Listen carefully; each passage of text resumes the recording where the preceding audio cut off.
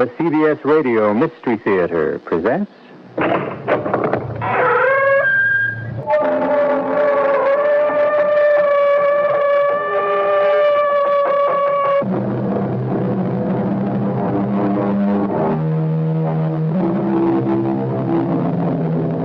Come in. Welcome. I'm E.G. Marshall. Mark Twain once said that everybody talks about the weather, but no one does anything about it. An ever-increasing army of people feel that way about pollution, but happily are doing something about it. Trying, anyway. But trying, mark you, against great odds. Odds which can be lumped under the one descriptive word, apathy. Apathy, perhaps the most destructive negative force mankind has ever known. A force which could easily have led to the strange tale I bring you now. Nils, I order you, put Magda out of the house instantly. She's my wife, Mr. Manderson. You can't ask me You to... fool! She's caught the Red Death. Brought it into my house, my sanctuary. Look at her. Beads of sweat on her face. Blood red sweat. She's caught the plague. Plague or not, I am not putting her out to die. And I am. And one move from you to stop me, and you'll go out with her. I mean what I say, Nils. Every word of it.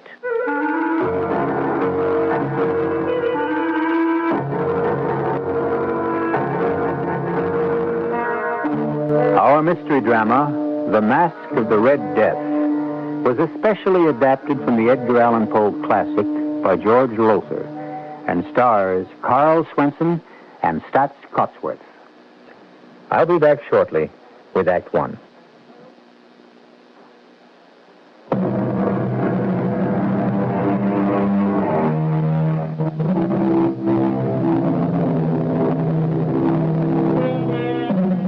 The Masque of the Red Death. The word masque, you should know, is spelled M-A-S-Q-U-E and means masquerade. And to begin this particular masquerade, I'm going to ask you to join me in a huge house, a mansion, on top of the Lookout Mountain. We're in a vast living room, one wall of which is made of plate glass, through which, in whatever direction the house turns, yes, you can turn the house by pressing buttons, can be seen miles on miles of country far below. There are others in the living room with us, including the multimillionaire owner of this luxurious estate. That tall, expensively dressed, gray-haired man over there, Milo Manderson. So just shut up, Jack. Once and for all, shut up. Milo, all I'm saying And I'm sick of hearing you say it. Flossie's sick of it. Doreen's sick of it. We're all sick of it. So shut up. Okay. But just let me point out one more Jack, thing. please. Can't you see how upset you're making my father? You're talking as if he were doing something perfectly awful, when all he's doing is saving us from the Red Death. You ought to have a little more gratitude, Jack. Don't you understand? Any of you understand? Look out that window into the valley where the village is. The farmlands, dead animals in the fields, cows, horses, pigs, chickens, everything. Doreen, shut him up. Shut him up or I won't care if he is your husband, which is the only reason I brought him along. I'll throw him out. I'll make up your mind, Milo. You didn't bring me here. You forced me here. For Doreen's sake, not yours. You penniless hayseed, you farmer. Huh. Would you believe it? 1996. Here we are in the year 1996, and he's still farming like it was 20 years or 30 years ago. Not 20 years ago, Milo. Not 30, 100. I'm trying to bring the land back to what it was, trying to replenish the earth, to restore what fools like you took out of it with every pollutant you can think of. I'm trying to save... Now I've had it. I'm warning you for the last time. Doreen, talk to this fathead you married. Talk some sense into him. Milo, give Flossie a little drinky. A little martini. I could do with one myself. Now, you talk to him, Doreen. Jack, my father's right. With you, he's always right. Now, listen to me, honey. There's a plague out there, and it's spreading. It's spreading all over the country, and people are dying by the thousands, and all Father's trying to do is save us from it. I tell you, he can't. He can. Father has never failed, never. at anything he made up his mind to do. He spent weeks stocking this place with food and water, everything we'll need to stick things out until the plague's over. All those people dying out there, and we Well, stood why up... shouldn't we? They'd do the same if they could. Who wants to find himself sweating blood all of a sudden and dying in hours? Not me. I'm sorry for them, Jack. I really am. But that's no reason for me or you to go out there and die with them. There's such a thing as conscience, Doreen. Oh, Jack, you're impossible. What's that noise, Father? The helicopter. Here. Here, let me turn the house. You'll be able to see it coming in from the east. There she comes. What's in the helicopter, Myra? Bringing in a couple I hired to do the cooking and housework. The Ostrom, Nils and his wife, Masque. I hired them through a New York agency and had my pilot fly them out. What about the plague, Father? They could be bringing it with them. I had them checked out, complete physical, and every precaution taken to keep them from any contact with people till they got to the chopper. Nothing to worry about. Oh, look at that gorgeous hunk of man getting out of the copter. That's Nils. Oh, 6'4" if he's an inch. Long blonde hair. Oh, wow. You keep your eyes on me, baby. I'm the guy you're going to marry, remember, not him. How could I forget? You're the guy with all the money. Yeah. Well, okay, here they come. Now, as soon as they get in the house, we lock the place up solid, and I mean solid. Nobody gets in or out till this plague is over. You're Nils Ostrom, is that right? Yes, Mr. Manderson. And this is Magda, your wife. Yes, sir. I should tell you she cannot hear or speak. She is a deaf mute. A deaf... Well, how in Hades are we going to talk to her, then? Give orders. She can read your lips. Excuse me, sir? Yeah? What? The pilot of the helicopter, he asked me to ask you, will you let him stay? No way. He is standing out there, sir, waiting for one sign or another from you. To motion him to come inside or wave him away. Well, he's going to get waved away. Wait a minute, Milo. What now, farmer boy? I'm going with him. Now, Jack, we've been through all this before. I'm sorry, Doreen. I love you. You know that. But I just can't save my own skin while others are dying. Not if I can do something to help. Milo, you forced me to come here. And I'm forcing you to stay. Father! Well, that'd defeat your own purpose, wouldn't it? To shoot me, Milo? Oh, no intention of killing you, Jack. Just a bullet through the leg to stop you, and I'll do it. I'm going to protect you from the plague whether you want it or not. Not for your sake, but for Doreen's. She loves you. You don't ask me why, but she does. And that's the only reason I'm keeping you here. Nils, you and your wife start locking the place up. Yes, sir. Come, Magda. I'll wave that pilot off. You could have let him stay, Milo. You may be sending him to his death. And if it weren't for Doreen, you'd be going along with him. Now shut up and help get this place locked up.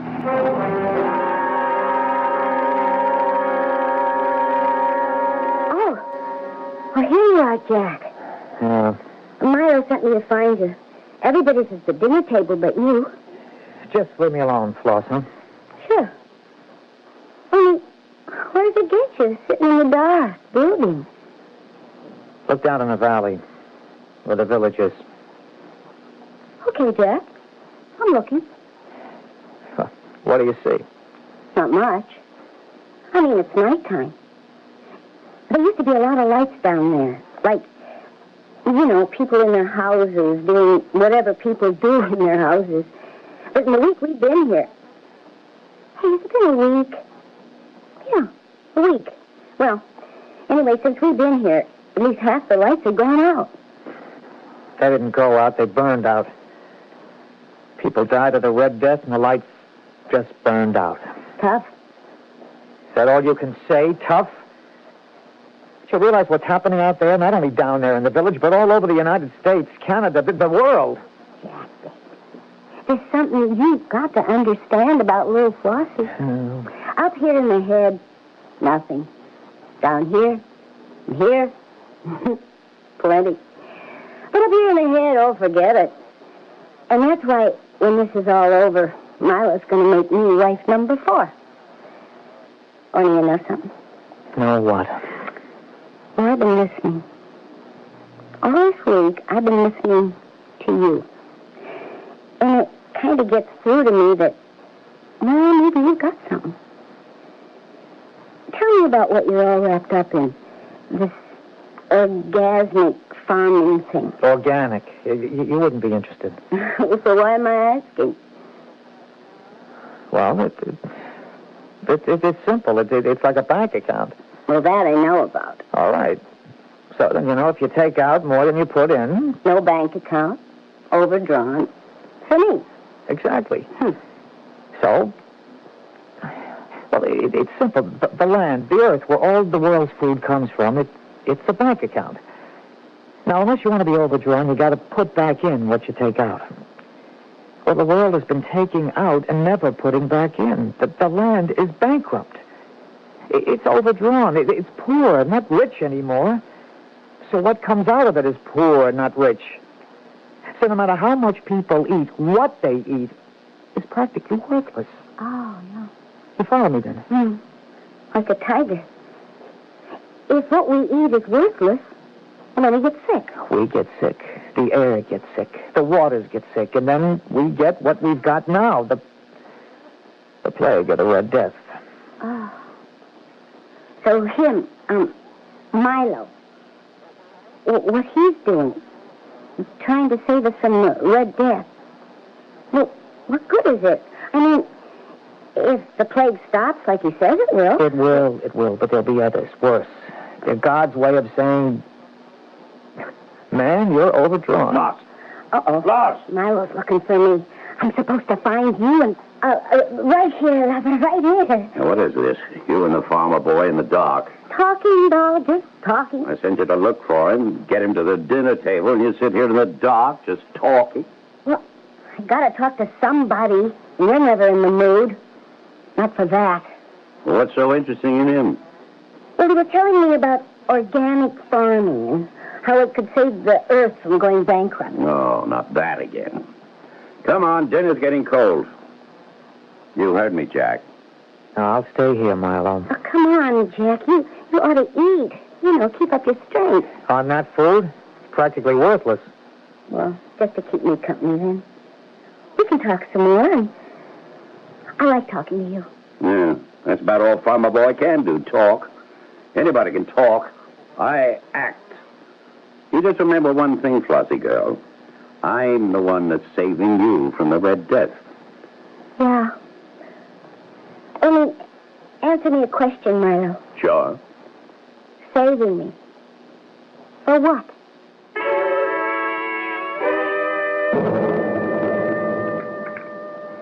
More souffle, Mr. Munderson. No. And I'll tell you something, Nils. Your wife's cooking hasn't been so hot in the past few days. She better get on the ball. I am sorry, sir, but she has not been feeling herself. I'll have more, Niels. I think it's quite good. Yes, madam. Yeah, and what about the coffee? I asked for another cup. Yeah, in a moment, sir. My wife is heating it. Anyone see the news on Global Vision today? Oh, I did, Doreen. Why? They said the plague is spreading, that it's shown up now in France, Italy, Spain, everywhere. Nothing surprising about that. I didn't say it was. I just said it was on the news. No need to take my head off, Doreen. No need for you to be sarcastic. I wasn't being. Oh, don't tell me. Look, all I said It isn't was... what you say, it's your attitude. I notice you don't take that tone with her. Me? How'd I get into this? You know how you got into it. Don't pull the innocent on me. If you're Oh, implying... skip it, Nils. Where is that coffee? Here's my wife with it now, madame. Magna, let me help you with the tray. I don't intend to skip anything. If you're implying that I've been up to anything... Look, you little... Now stop it, the two of you. The last 2 or 3 days you've been at each other like a couple of alley cats, and I'm sick of it. Well, you just tell your girlfriend... You watch your tongue. Flossie isn't my girlfriend. She's my fiancée. What's more...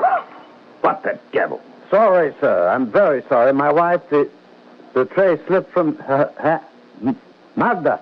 Look out, she's collapsing. Magda! Oh, my dearest. Let me give you a hand with her, Nils. No, sir, stand back. But, Nils... No, get back, sir. Get back. Don't come near her. Can't you see? See what? Her face. She's sweating blood. Here, son. Afraid she has the red plague. It's worse than that. She's brought it here.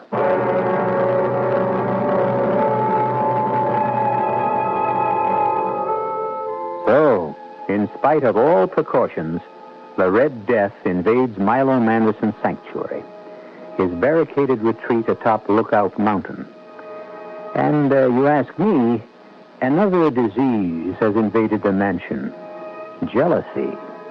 Doreen's and Milo's resentment of what appears to be a developing friendship between Floss and Jack. I'll be back shortly with Act Two.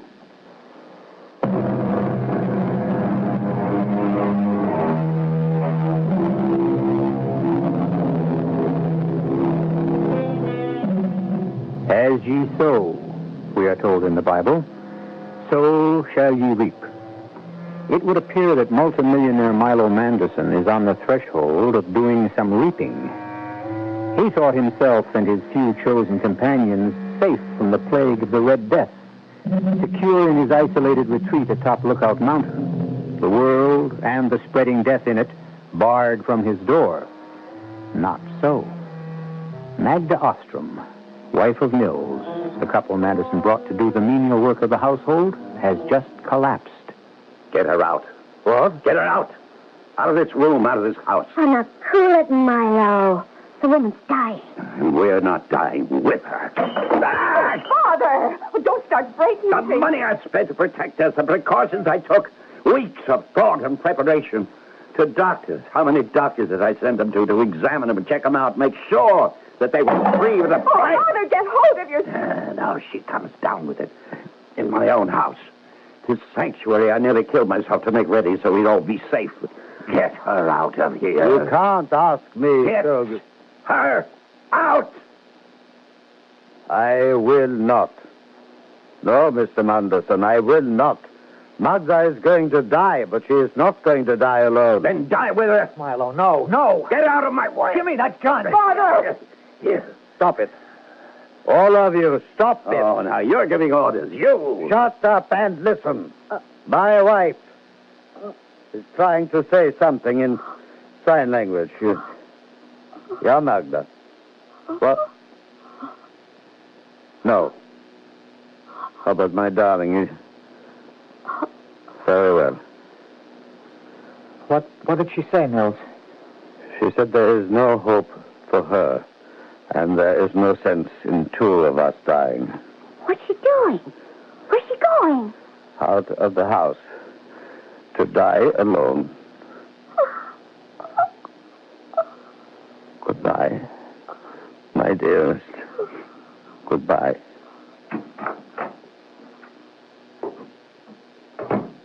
I'll see you dead for this, Manderson. Mr. Manderson.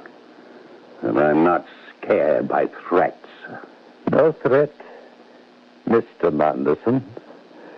A promise.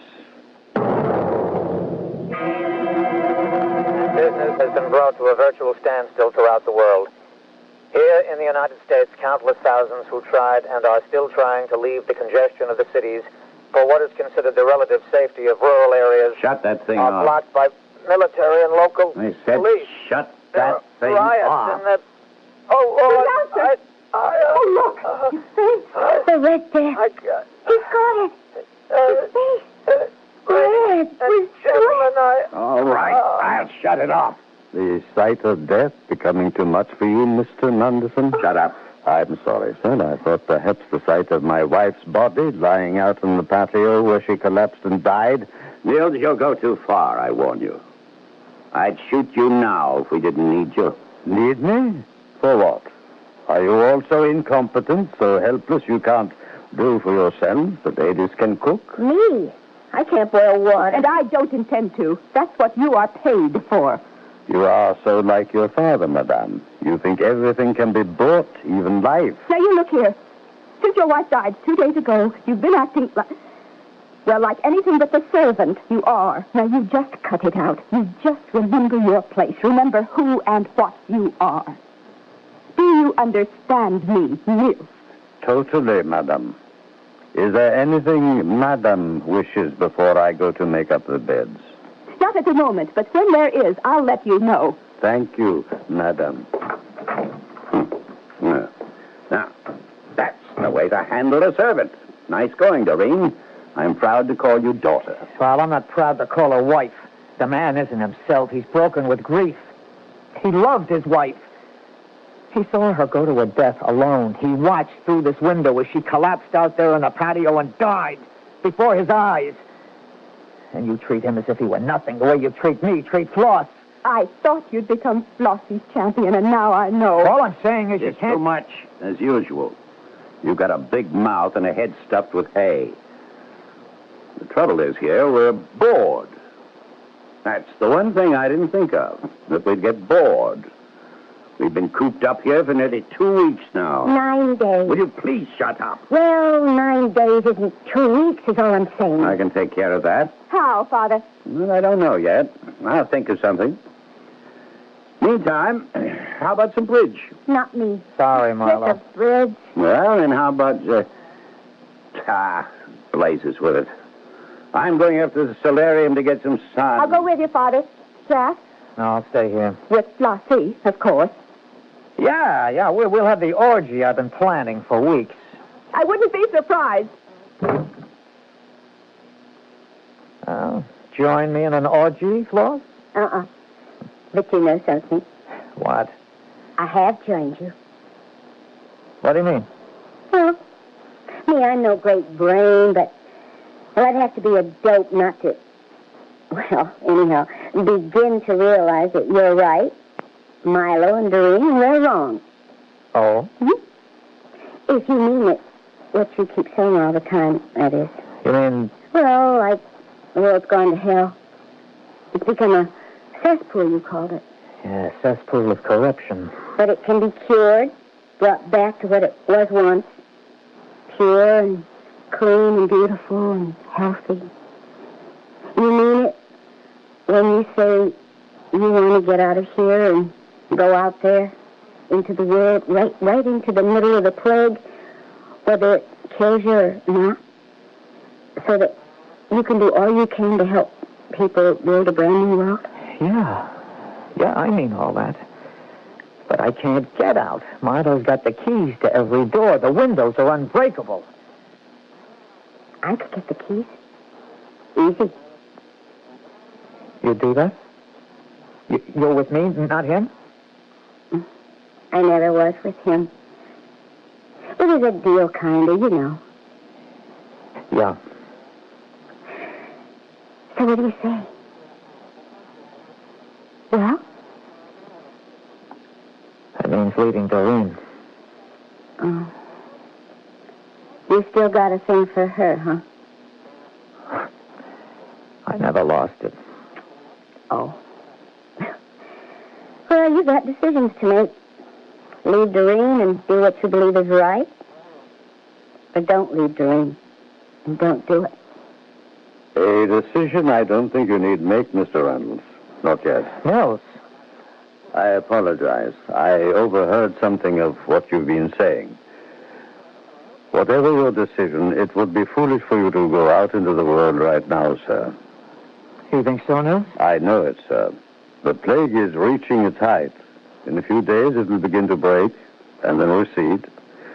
But right now, and for the next few days, it will be at its most dangerous point. But Believe me, sir. Leave here now, and your death will be assured. And you are among a handful the world cannot afford to lose. Not at this time. Mills, you're something else. You know that? Sometimes you talk like you know all there is to know. It'll be fun, Doreen. A barrel of fun. Costumes. What about costumes? That's all taken care of. Hey, now, Floss, Jack, yeah, you, Nils. I got a great idea. You say you're bored. You say life in the Milo Madison hideaway holds no variety for you, no spice at all for you. Well, I tell you what I'm going to do. I'm going to give you a party. A party? Not just a party, Jack, my boy. A masquerade party. Are you crazy? What do you mean crazy? Party? A masquerade party?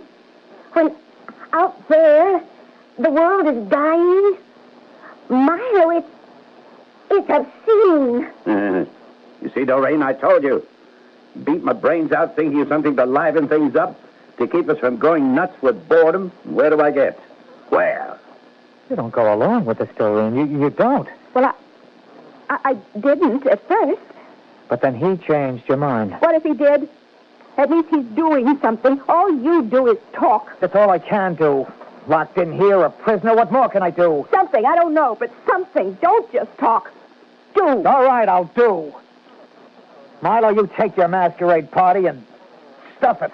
I've decided we're going to have a masquerade party. And that's what we're going to have tonight.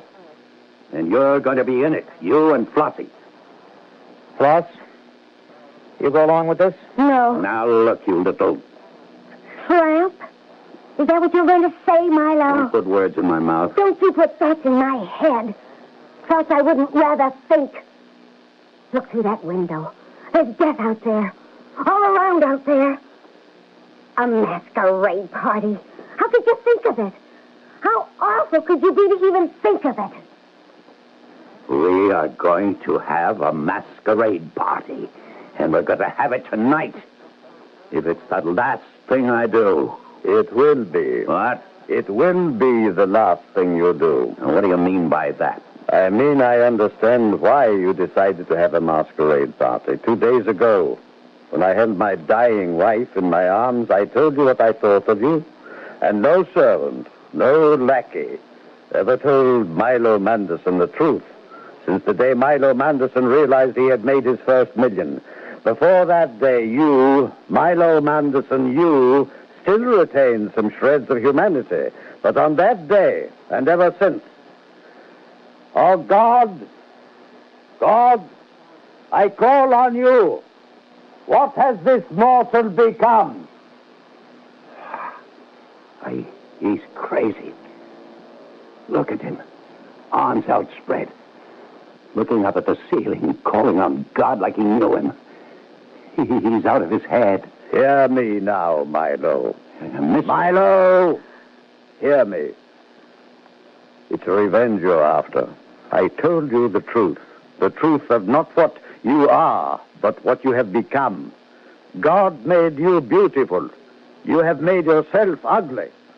You must learn you are wrong. And in learning, come back to God. Come back to truth. You want revenge on me? You shall have it. And you shall learn the emptiness and the hollowness of it. Revenge is mine, says the Lord, not yours. Mine. And this, Milo Manderson, you are about to learn. And may God, in his infinite mercy, help you bear the agony of the learning.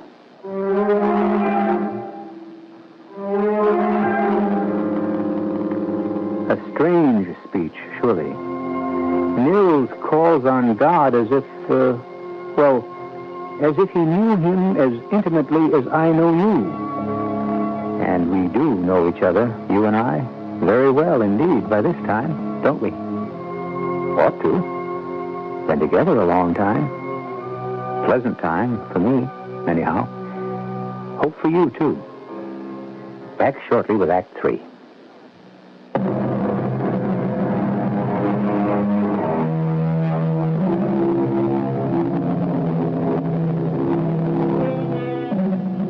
Death, in the form of a plague, known as the Red Death, lays waste the world, while in an isolated mansion atop Lookout Mountain, multi-millionaire Milo Manderson, seeking refuge, barricades himself and his companions from it. Now, vengeful or callous, or both, he proposes to hold a masquerade party to relieve the boredom of their voluntary imprisonment. We rejoin the small, beleaguered group in the vast living room of the mansion as... He's gone crazy. You have, Nils. You know that. You've gone crazy. No, not I, you. A long time ago. You don't see me acting like I was God. Don't I? I think Nels is right. In a way, Milo, you come to think you're more than God, really. Well, now you are going too far, Jack. No. Wait a minute, Doreen. Wait just 1 minute. Let this hayseed husband of yours go on. So, God sent the Red Plague to wipe us all out. That is, eh? Maybe he didn't. Maybe he didn't have to. From where I sit, you created it yourselves. You're as crazy as Nils. Wait and see, Milo. Just wait and see. Yeah. And while I'm waiting, we'll have our party. Yes, there's a big closet in the game room, and it's loaded with costumes. From the bash we had up here a couple of years ago, Doreen, you remember? Yes. So you can all get your costumes from there. Nils, you break out the Port Rocher. I've been saving that champagne for a special occasion. And if you ask me, this is going to be a real special occasion. It will indeed be that, Mr. Manderson. The most special occasion of your life.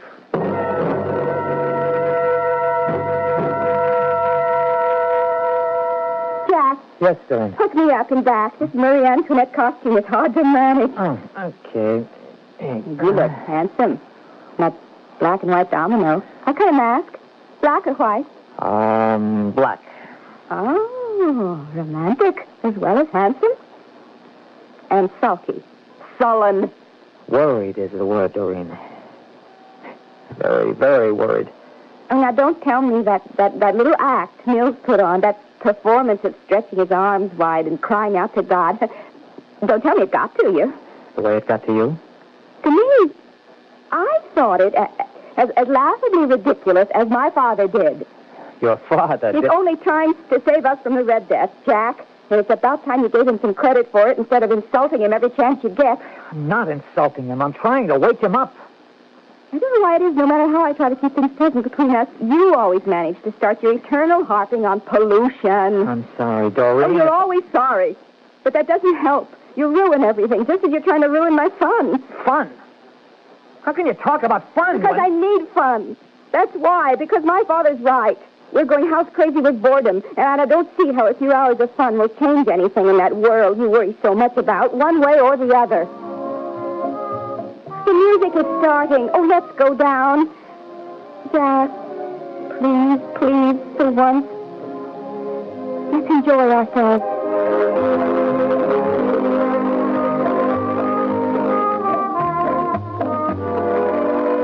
Ah, come on, Floss. Come on. The way you're dancing. Put some life into it, baby. I don't feel like dancing. Well, you will.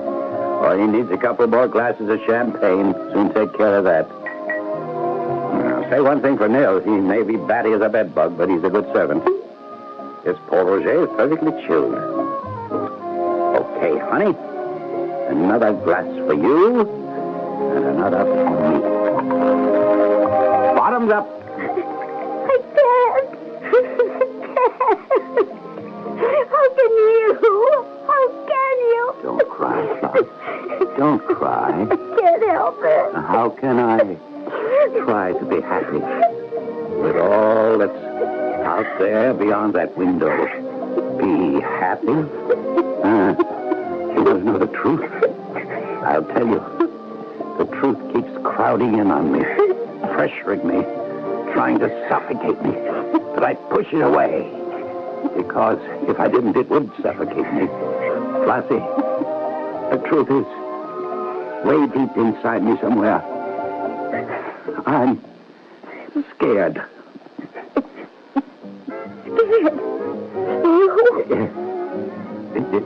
Doreen.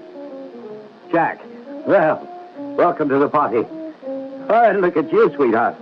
Dolled up like Marie Antoinette. Careful you don't lose your head tonight. And Jack, hey, you look terrific in that black and white, what's it called? Domino. Yeah, that's it. That's what it looks like. Oh, and say, you want to see something really terrific? Take a gander at Flossie, a fairy queen. You look lovely, Floss. But white? My dear, you in white. Hey, come now. None of that. Not tonight. Tonight, even if it is just for tonight, we're going to stop sniping at each other. Hold it. Wait a minute. We need Nils. He's a guest, too. He's a kind of a serving guest, but still a guest. Nils? Hey, Nils. Well, the party's starting. Come on, join in. Coming. Coming. And hurry up. We all want to see what costume you're wearing. This one, Mr. Manderson. Who do you think you are? Who the devil do you think you are? I beg pardon, sir? Costume. It's blood red. Suit, shirt, cape, the mask covering your face. All blood red. The Red Death, Mills? Yes, sir. The Red Death. Wait a minute. What are you up to? Simply turning off the music. So that's it, is it? You intend to ruin my little party, do you? You come dressed as a Red Death to throw a wet blanket over the fun we're going to have. Well, I'll take care of that right here and now. I'm ripping that costume off you, ripping all of it off, beginning with the mask. There. I am not costumed as the Red Death, Milo Manderson. I am the Red Death. A skull. A blood red skull. No face. A skull. Blood red. You are the Red Death. God help me. God will not help you now, Milo Manderson. There comes a time when mortals must help themselves, and your time has come. What do you want of me? You may make a choice I will give you. You may make the choice for good or ill. Name it. I'll choose what's right, what's good. I swear it to you. You can choose to live Yes. or die. What do you mean, Mills? I'm sorry. That's not your name, of course. Oh, it will do. What do you mean? To live or die? One of you or your father, must die, and the choice I leave to him. Are you saying that Milo must choose either to give up his own life and save Doreen's, or refuse and let her die? I am. Oh, wow. I mean, like, wow. Mills, what about Floss? What about me? You have no part in this. When I am gone, as I soon shall be, when I no longer plague the world, you and others like you will be needed to restore it, replenish it. Me? Him I can understand, but me? I'm nobody. I'm nothing. And that makes you something. Milo Manderson, what is your choice? Haven't I anything to say about all this? Haven't I some choice in whether I live or die? None. But that's not fair. If my father chooses to let me die to save himself. But he hasn't. Not yet. Choose, Milo Manderson. Choose. Father. I can't die. I can't face death. It's too horrible. The thought is too horrible. Horrible. Your daughter dies then. Yes. What? What was that? He can't make a choice, don't you see? He hasn't the courage to choose death for himself or for me. Scared. He said it himself. Deep down inside, scared. And I never knew in all these years. Never knew. I thought he was the strongest man on earth, but he's just a scared child. He'll take me.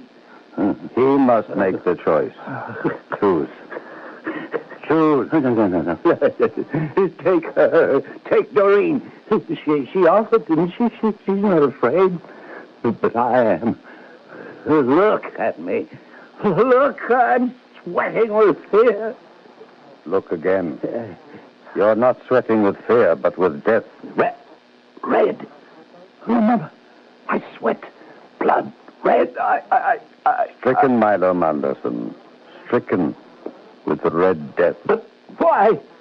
Oh, why? You gave me a choice. And again, you chose the wrong one. You chose to do evil instead of good, as you always have. Always. Now die. No! I And may your soul go to the hell it deserves. No! He threw himself through the window. Oh, no, Mr. Mugg. Oh, Mother. Easy. Take it easy, sweetheart. Nils, I think... Where is he? He was there a second ago. But now, just a costume laying in a pile on the floor. He's gone. Well, let's hope so. Let's hope he's gone forever. Not only from here, but from the world out there. What world? What's left of it? There are still some lights burning in the village. And everywhere else, I guess. Those that are left. Maybe God made a choice. And maybe we're part of it. Whether we are or not, the only choice we've got is to go out there and start helping. Start rebuilding, start creating another... and with God's help, a better world.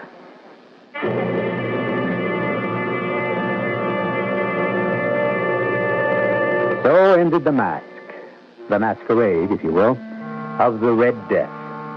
The year 1996 isn't too far off as years go, and as we know, there are men and women in the world today with the foresight to see what lies ahead if the pollution of our air and our water and the very earth itself isn't brought to an end. I'll be back shortly.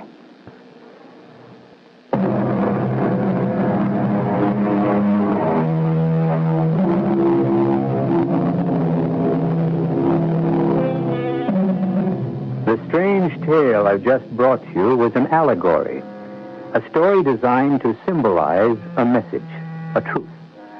Of course, it never happened, but it could. Our cast included Stotts Cotsworth, Carl Swenson, Lois Smith, Jack Grimes, and E.V. Juster. The entire production was under the direction of Hyman Brown. This is E.G. Marshall inviting you to return to our Mystery Theater for another adventure in the macabre. Until next time, pleasant dreams.